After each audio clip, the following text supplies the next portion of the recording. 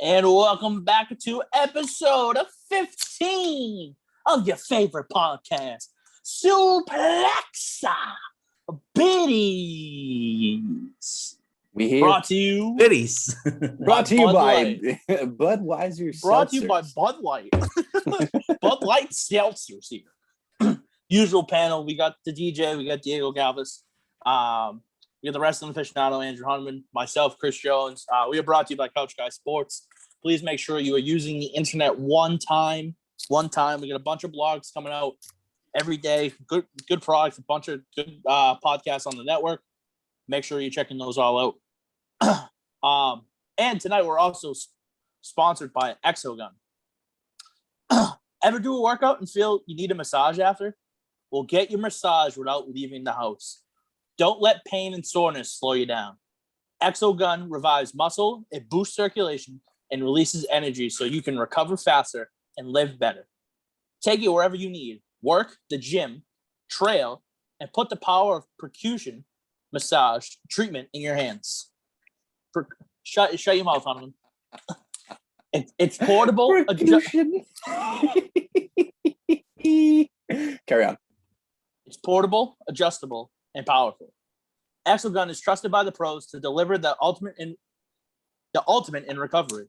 Like we said before, you can even use it for percussion therapy. See, look at that. What is percussion therapy? Anybody know? I'm not supposed to talk apparently, so go ahead. Percussion therapy boosts muscle function and recovers by penetrating deep into the muscle tissue with a series of rapid, concentrated, and pulsating strokes. Gain back control of your body and achieve long-term pain relief with Exogun. Get 10% off with the code CGS10 at checkout. Comes with a charger and a carrying case. And go get your Exogun today and treat yourself to a massage in a moment's notice. Big shout out to Exogun here. Fellas, how are we doing tonight? Pretty good. We're doing. Diego looks like he's so exhausted. He is keeping himself awake with that lovely. That's just the face that's your default, once you get married. No. Has nothing to do with marriage. Keep my marriage out of your mouth. I will kick it all the way back to fucking, shin, How many Bud Lights have you had there, guy? Yes.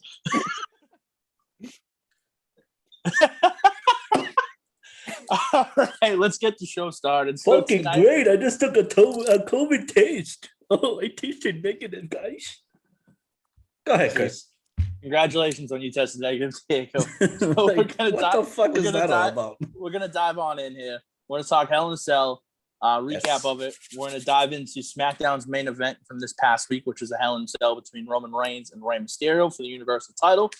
And we'll talk briefly on NXT. We got some big NXT news from this past week that we have to discuss as well. So real quick, let's dive into Hell in a Cell.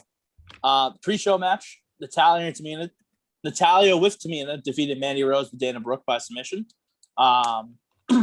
Then the rest of the card led off the show with Bianca Belair retaining her SmackDown Women's title against Bayley in the Hell in a Cell match. Seth Rollins beat Cesaro. Alexa Bliss defeated Shayna Baszler. Sami Zayn beat Kevin Owens. Charlotte Flair beat Rhea Ripley by disqualification, so Rhea is still the champion. And Bobby Lashley defeated Drew McIntyre in a last chance Hell in a Cell match for the WWE Championship. Fellas, give me some highlights from last night's pay-per-view.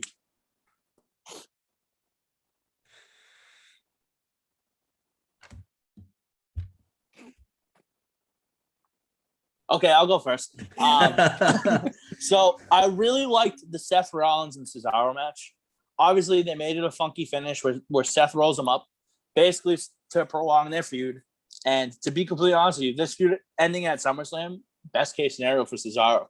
Because if Cesaro can get 2 wins over Seth Rollins on a pay-per-view event, both at WrestleMania and at SummerSlam, 2 of the biggest pay-per-views in the air, that's a big boost for him. Yeah. So agreed. I'm looking forward to seeing what they have next for Cesaro and Seth Rollins. But that was definitely my highlight of the night. I think my highlight of the night was definitely the Rhea Ripley versus Charlotte Flair match. I thought that was a great match, a lot of physicality. They both took it to the next level, and I think that storyline is more than likely to continue dragging up to SummerSlam, which is another great storyline. I liked that Rhea Ripley gave Charlotte Flair a taste of her own medicine with doing that disqualifying move, basically just holding her until whenever she can. Considering that Rhea's knee was pretty messed up at a good point of the match, so I like what Ripley had to bring up as well. Her physicality obviously shined all the way through. Charlotte Flair. We all know that she's just a step above everyone else. So I think that was the best match of the whole entire night. So I understand the angle that they're going at here. Basically, Charlotte saying you're learning. Yeah. To her, kind of. That was hilarious. We'll put 2 and 2 together here. Yeah. But again, this could be another like setting up the build for WrestleMania. SummerSlam. If Rhea is to beat Charlotte on a big stage like that, 1-on-1, it's a big boost for her. Oh yeah. And then there's always that chance Becky Lynch comes back, like everyone keeps talking about. Maybe they'll get a triple threat in there. But so rumors that she was backstage at Hell in a Cell last night. So she's been training at the Performance Center, which is usually a hint that they are in the midst of returning. Mm-hmm. Yeah, and I thought that would be the event that she would be coming into, but oh, you thought it would have been Sunday? Yeah, I thought that would have been the day, but yeah, hey, you never know. SummerSlam is a much better day. I mean, there's people there. Once the fans come back. Here's my thing. I have a weird feeling that there's going to be like that one mystery entrant into the Money in the Bank for the women's, and it's just going to be Becky Lynch. Do you think she should wouldn't be opposed to that either. No. Becky doesn't need it. Yeah, I agree. And honestly, I think I'm trying to think of Raw women Raw or SmackDown women that could potentially. I think it would favorite Raw to get a big push from somebody like Becky Lynch, especially because a lot of her fan base is behind her, right? Mm-hmm. And with how much of a shitty product they've delivered week after week, like there is nothing better to improve it than Becky Lynch right now. I think if you kill the storyline of Alexa Bliss with her fucking stupid doll that she's got, and you kill the storyline of Shayna Baszler, I think you're set. I think you have a good competitive drive-through with Becky Lynch at the helm of things. Yeah, she's definitely gonna. I think she has to go back to Raw. I mean, they need it like badly because everyone seems to think Brock's gonna go back to SmackDown just because of Roman, but they might get both of them. So that's which would be insane. I think.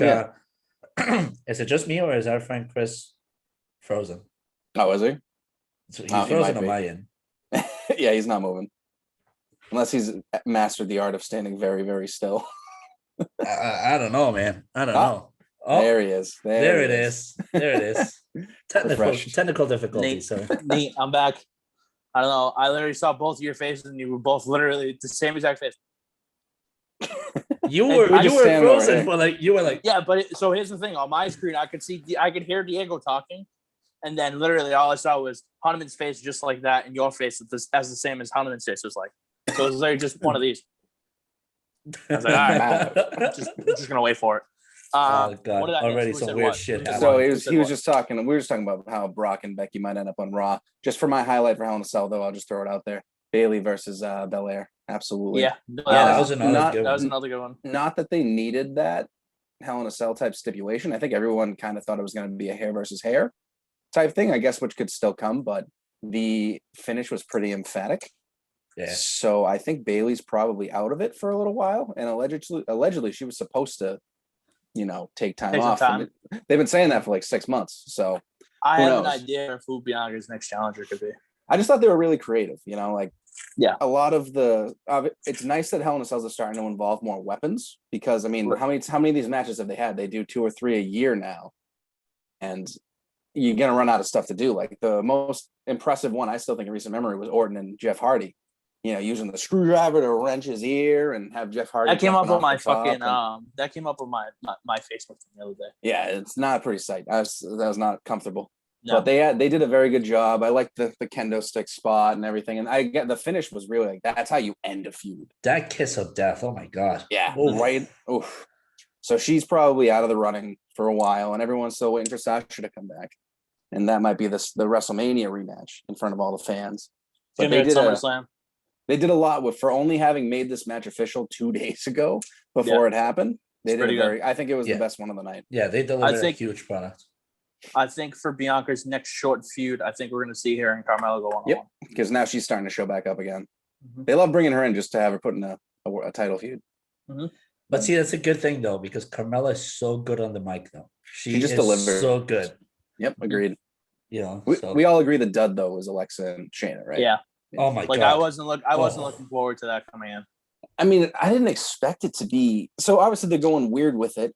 And I guess while they're still in the Thunderdome, it'll work. Maybe how they were doing all the other pre-tape stuff and the cinematic stuff. But once you get the fans back, no one's going to be buying that crap. They're going to be chanting all sorts of obscenities. I mean, don't get me wrong. The only good thing about that little feud that they did was they literally made Shayna Baszler look like she was going insane. Yeah. That was the only good part of the whole thing. Yeah. And I mean, Alexa's 100% in on her character, which is you got to respect. She's doing what she can. I just feel like this character has been dragged on for far too long, though. I think she's going to win Money in the Bank. I wouldn't be surprised. I'm just trying to think of like what other women's wrestlers could win Money in the Bank. Raw really needs the ratings. So like Becky, Brock, a briefcase, just everything they can imagine. And even tonight. So I just flipped it on as we were getting ready. They're doing Money in the Bank qualifiers. Well, they're doing Money in the Bank qualifiers, and they're also doing Xavier Woods versus Bobby Lashley inside of Hell in a Cell. I did read a report somewhere along the lines from Sports K Media or something like that. Sportskeeda or whatever. Sportskeeda Media. Thank you. Yes. About, yeah. And there are rumors rumbling around WWE that there is a potential AJ Lee Raw reunion, which I really would not mind AJ Lee into Raw right now. I would not mind that at all. I wouldn't mind anything with a pulse that can work on Monday Night Raw. Jesus Christ. Yeah, well, they keep getting rid of the people that can work. They should just go to 8 to 10. Yeah, dude, we say it every week. So long.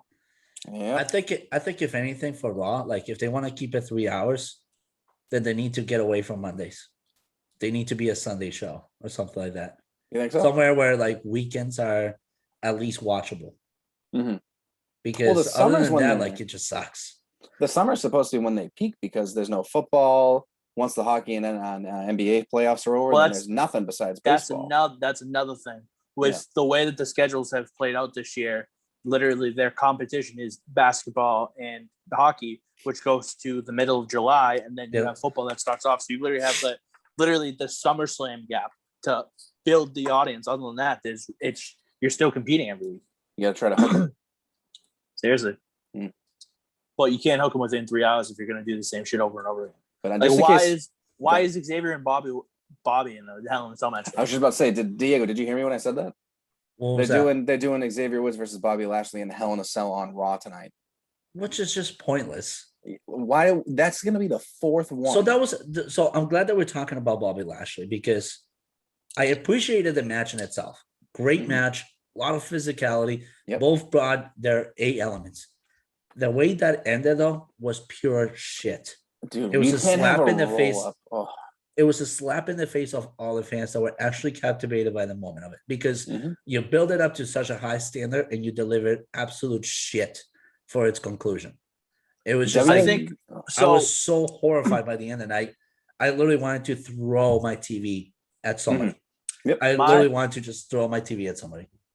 My only takeaway on it was you still make Drew look wicked strong, and you just can't put him in the main event feud with Bobby as your champion.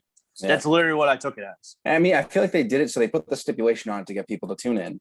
And then they made it fluky because MVP interfered. So now they got a loophole to get him back into the title feud again. And it's just, how many times are we going to do this? I don't think so, to be honest. He's in the Money in the Bank qualifier tonight too. Like he's not supposed to have another chance. Well, it's not if it's Money in the Bank. Because He could go technically, to SmackDown. if you think of it like this, he can hold it until Bobby loses it. Yeah, which he might have to. But yeah, who knows? Which that leads to a potential storyline too, because we've all been waiting for Brock Lesnar and Bobby Lashley, right? Yep. What if it becomes a triple threat where Drew McIntyre cashes in right as Brock Lesnar is pinning? Brock becomes one-time champion, and then all of a sudden, Drew kicks his head in. It could very well happen. That way, you get the title off of Bobby, and you don't have Brock Lesnar as your part-time champion. I mean, that would be the second heist of the century, right behind Seth Rollins. Yep, Rollins at Mania. Absolutely. What a heist that was. That was awesome. That was very hyped for that. What do we agree on what Bobby's next challenger will be for like Money in the Bank? Kofi Kingston.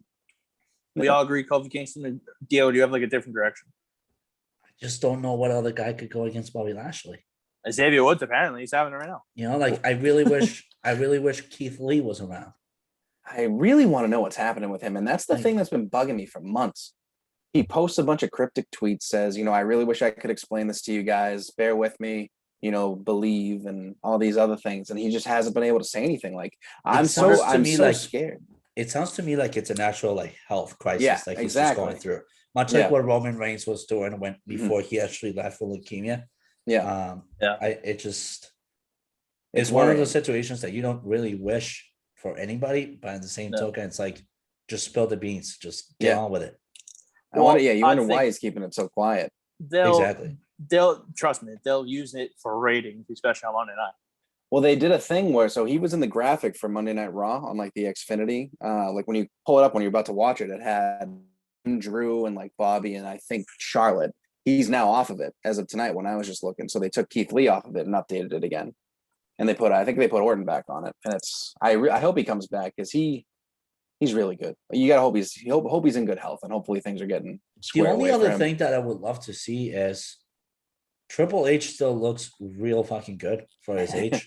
And he still looks physical enough where I really wouldn't mind a match between Bobby Lashley and him. Yeah. He wouldn't. He wouldn't, especially with no fans in attendance. Yeah. Well, that's what I'm saying. Like in SummerSlam, like if he qualifies for Money in the Bank, like. But again, I think Triple H is now at the stage of his life where if he's performing, he's going to be at WrestleMania. That's it. Yeah. I don't think he performs anywhere else. Yeah, I mean, much like the Undertaker. Yeah. It'll be I think SummerSlam and Mania are the only time you're going to see him. I hope we still get that AJ Styles feud. There is still also rumors of The Rock and John Cena coming back too. Mm-hmm. Mm-hmm. Well, The Rock, I legit think we're going to get Rock and Roman at the next WrestleMania. Yeah, in Texas with 90,000 people. That's going to be great. Then we see a John Cena versus Bobby Lashley for like. No, so see, here's my thing. Because the rumor is Cena's coming back. Cena's coming back to face Roman at SummerSlam. It's the rumor right now. You get Cena to beat him. He goes heel. He goes on a little thing where he has a thing till like Survivor Series. Roman gets it back. Goes, oh, fucking the Royal Rumble. No one can beat me in the Royal Rumble. As someone wins, it's for whatever. And then he goes, I don't have a challenger. In the middle of like fucking February, and out comes Dwayne Johnson. Here we go. Oh, you think Roman wins the Rumble to make it so he doesn't have to defend it? Mm-hmm. I mean, another person that I really wouldn't mind either would be somebody of the caliber of Randy Orton. Randy Orton versus Lashley. They both can deliver. I don't hate that. I do like. I want them to get that tag title run. I'm waiting for that. Him and Riddle. Him and Riddle. Okay, bro. Ooh. Yep. But unfortunately, AJ and Omos are going to be fighting the Viking Raiders at whatever it is. Yeah, Orton and Riddle are probably both going to be in the Money in the Bank. Yeah, we'll see. Yeah. Person John Morrison right now as we speak for a qualifier. So you imagine he's gonna. No way, Johnny Drip Drips in that match. No way. No way. All right, so let's. So we all agreed on the dud. We all agreed on the stud, or had our own stud. Mm-hmm. Let's talk SmackDown's main event from this past week. So what we originally thought was going to be at Hell in a Cell was on Friday night. It was on Friday Night SmackDown. They did this to try and increase viewership, and still managed to pull under 2 million fans for it. Yeah, What were some thoughts about the first ever Hell in a Cell on a SmackDown ever? They did the classic story of, the underdog using his speed to take an advantage on the powerful challenger, and Ray held his own for a little while, and then you knew the second Roman got his hands on him, game over. And I did like the little shout out to the Dominic, toss over the ropes, and he just tossed Ray into the cage. So that was pretty good. And Ray just kind of got choked out with a little headlock guillotine. It was good. I mean, it's a main event to SmackDown. I'd give it an A. It's on free TV.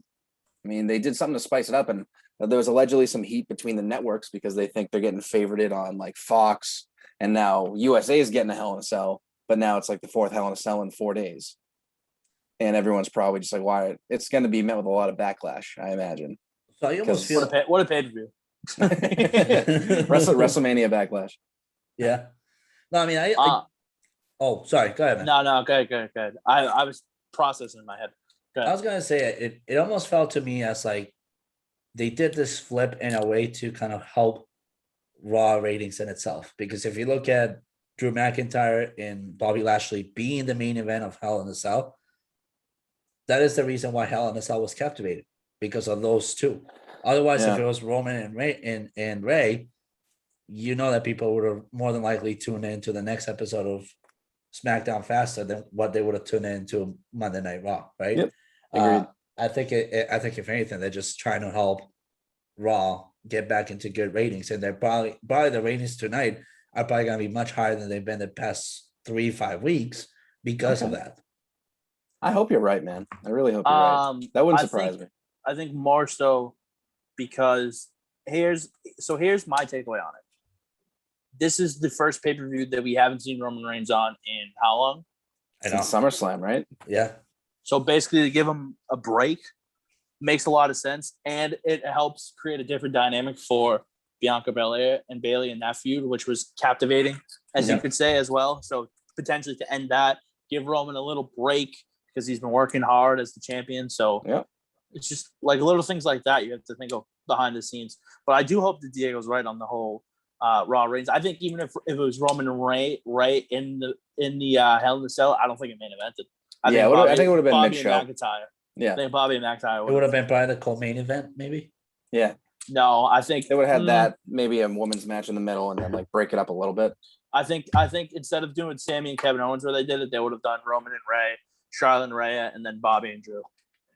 Owens and Zayn also had a pretty nice, like, very physical match. Oh yeah, that's just what we're used to from that. I still don't know if Owens is hurt or not. He did a really good job of selling it, and he might be taking time off. According to he tweeted today saying like he's going to be gone for a little while, so he might be taking some time. Who knows? So I don't know. So real quick before we dive into what happened in NXT this past week, Money in the Bank predictions. Let's just throw out names. Who do we think is going to win Money in the Bank?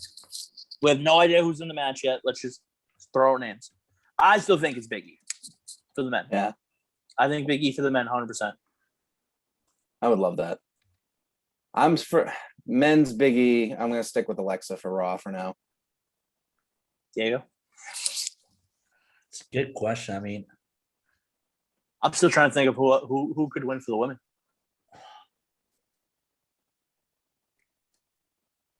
I'm going Becky for Money in the Bank. Okay. For women, yep. What about the men? And the men, it's tough. I'm going with The Rock. Okay. Yeah, we can revisit it once everyone's announced. But this is the hot take outlandish. let me draw the views. Click. Bring Dwayne future Johnson. president Dwayne Johnson into the ladder match. Let's go. Just fucking Diego. You know what you do with the title list? Just title it Dwayne Johnson comeback ? Yeah, right. Clickbait, baby, clickbait. Get the clicks. Yeah. Get the clicks. Honestly, for the women, I'm gonna go different. Don't ask me why. I'm gonna go Ruby Rose. No, excuse me, Mandy Rose. Mandy Rose. Mandy Riot. Mandy Riot. What a riot, Mandy. Mandy's just so funny. She's I would have said Ruby Riot if she's still within the company, but I think Mandy Rose I would have too. Have like a dark horse at it. She's getting highlighted now too. I mean, they're feuding with the women's tag champs, and their pre-show match really was better than it had any right to be. And it showed how far Mandy's come, in the ring and technically being able to, do the actual, chain wrestling. Another different one. If she's back from being Lacey Evans. I don't think she is. I think she's still. Did she have the kid already? Yeah. Yeah. I think. I don't know. Yeah, she was back. Okay. Yeah, she had Ric Flair's son. Yes. Woo! Still got it. That's just thinking outside the box. I could be completely wrong. She could still I have wouldn't the kid hate in it her tummy. being. It'd be great to see something different. Do you think we should see Shayna or Nia in it? No. Okay, I really hope not. Just make sure we're on the same page here. Shayna, yes, because she deserves so much better than she's getting. Yes. Nia Jax, absolutely not. Hunter says, get that whole far. What if Reginald wins it? That'd be such a slap in the face. Like when they did the first ever Women's Money in the Bank and James Ellsworth won. Yeah. Yeah, let's just slap the women right in the mouth, just like that. Ugh. All right. Speaking of women that like to slap in the mouth, let's talk about NXT. So, sure, segue. We got Raquel Gonzalez, dude. She has back muscle. She slaps people in the face. It's fun. She does. She's very impressive. We had some big time news from Tuesday night. Samoa Joe is back in the company, but now at NXT as basically the quote unquote commissioner. Hasn't gotten the title of it yet. Enforcer, commissioner, whatever you want to call it. But Diego Hunter, it's bringing Stone Cold vibes. Dude, it so is. Stone Cold. He already choked out Adam Cole. All in. Stone Cold. Guy say something wrong. Stone Cold, he hits him with a fucking stunner. Yep. Guy say something wrong. Samoa Joe. Unless him out. Physically, Darkness. Dark again. Darkness. I think he's doing it on purpose at this point. Love it. But no. So thoughts on Samoa Joe back in business? Oh, absolutely love it. Absolutely love it. Absolutely love it. Like that was something that NXT desperately needed. Just an additional boost of character in itself. And I think Samoa Joe does just that. It's like when Raw and SmackDown needed a change of scenery, and they got Kurt Angle to be the commissioner for Raw for a little bit. Yeah, like that was good. That was intense matches, really good matches happening. I think that's what Samoa Joe brings in here. I absolutely love the Stone Cold vibes. Like, yep. Much like you mentioned, touch me, you're gonna get absolutely wrecked. Yep. You know, give him a vest and an ATV. Let's go. Let's just and literally he did just that. Like I absolutely love how he choked out Adam Cole. Yeah, I was just like, oh shit. I think my only question moving forward is, so clearly it just seemed like he just didn't get cleared anywhere to wrestle. Yep. He probably tried his luck. They wouldn't do it because he's had a lot of the concussions, and now it's more so just biding his time and staying relevant and getting a paycheck. So. And I like it was kind of a swervy type of thing because we all thought he was maybe going to become the next GM and Regal was going to step down. He's getting older, but instead of him saying, oh, wow, John Morrison just pinned Randy Orton. That surprised me. He turned it down because Regal's a staple for NXT. Yeah. It's nice to keep him there. And Joe just kind of came in and said, I know I made your life hell when I was here, so let me help make it up to you. And he's just going to keep everybody. I mean, the best part of that interaction when he choked out Adam Cole was when he was separating people. He like just pointed at Kyle O'Reilly. He was like, "Yo, we're good. Like, I'm all set. I don't want none." They don't. And then Adam Cole was just like, "Good night." Yeah. Speaking of Kyle O'Reilly, if they're gonna run the feud with him and Kushida, must watch fucking television. If that's the case. Absolutely agreed. Absolutely agree with that. NXT has the chance to be very good for the next few months. Agreed. But it really they have to get that their world title off that bumbling idiot. Bumbling idiot. Tick tock, legal tick tock. I told you he doesn't do it for me, man. I don't see it. He's so bad. He's better off letting Scarlett Bordeaux talk. Yeah. It's just every time he talks, you just think, oh, this guy's not a monster at all. He's just bald. So who's next? Who's next to try and take on Canyon Cross? I have no idea. That's a great question. I'm gonna tune in tomorrow to find out. Maybe him and Walter can have a nice little champion versus champion feud, but I have no idea. I want Walter and Finn Balor, please. Yep, I've been waiting. That was supposed to happen already, and then COVID hit. But he might be. I think Balor might be going back to the main roster. Everybody says so. Who knows? There's a lot up in the air. I like that NXT is unpredictable in that regard. Yeah. I would love to see Finn Balor back to the main roster. He's desperately needed too. Yeah, him on SmackDown. Even Raw. Raw needs so many things. Yeah. I put us in the writing room at this point. I think we could hold our own. I mean, Mm-hmm. just a little bit ago, we were talking about Money in the Bank. And I know I said The Rock is a potential, just outlandish position out there. Frankly, though, I almost want Cesaro. Yeah. See, because I feel like this storyline, how they're building him up with Seth Rollins, is for him to learn from Seth Rollins. So that when he does take on an event that finally pushes him over the edge, like Money in the Bank, he knows exactly what to do. Right. And that's his WWE moment that we've been waiting for. I mean, not for now. Would love it. I said to Hunman last night that a great idea would be to have Cesaro in it, and then you end your feud with Seth Rollins as the winner gets the Money in the Bank briefcase at SummerSlam. Yeah, and he beats Rollins, retains his Money in the Bank, and already has that championship match in his back pocket. Yeah, that would be a push because here's another thing that they could do: SummerSlam, Roman could beat John Cena, Cesaro could come out and just or the Usos could turn on. Jimmy could turn on Roman at SummerSlam. Cesaro comes out, cashes in. You set up Jimmy versus Roman, and then you have Cesaro do his little spiel as the world champion. I'm really surprised that Jimmy didn't super kick Roman at the end of SmackDown. I think it's long term. I think it's coming. He's waiting for it, but coming. It feels like because now he's in there and Jay's missing, and he's showing he's embracing it. But that whole feud is coming. Roman's just been A+ everything since he's been back, man.